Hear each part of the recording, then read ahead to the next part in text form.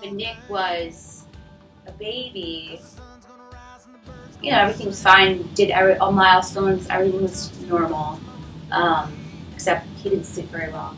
And then as he got into like 15 months, 18 months, I realized like something was kind of off. Like he wasn't doing what other kids were doing, and he was saying words, but he didn't seem to understand what I was saying to him. But I thought because he was saying words, it was fine, and he was my first kid. So I was like, oh, he'll grow out of it, or he's only 2 or whatever. And so as he got a little bit older, he was definitely falling way back, and I was noticing things with him where he just would have these fierce breakdowns where I couldn't like get him under control, and he couldn't really communicate to me what he needed exactly. And he still did like parallel play with other children where he should be interacting with children. He didn't want to be around other kids.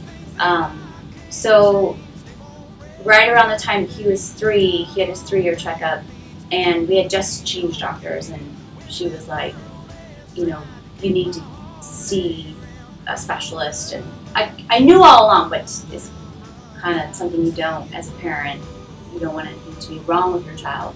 So we saw this really great child psychologist, and she explained that, you know, you only can comprehend like 50% of what we're saying to him, and that, you know, he's going to be okay, but he's going to need various different types of therapies. And so she said the word sensory integration disorder, same as sensory processing disorder, and I was trying to look it up, and, you know, said it's associated with all types of different things, autism, Asperger's, and you name it. But and there's various levels of the spectrum. So, but we were fortunate enough that we were able to get him into these therapies early on and able to afford it. And a lot of people can't afford therapies, and a lot of insurance companies don't cover them unless they have a specific diagnosis, which if your child's not autistic, you shouldn't want your child to have an autism diagnosis or whatever. So I think when this came about, it was a great way to get the word out about it, because it's very prevalent, and it's more prevalent today than it's ever been.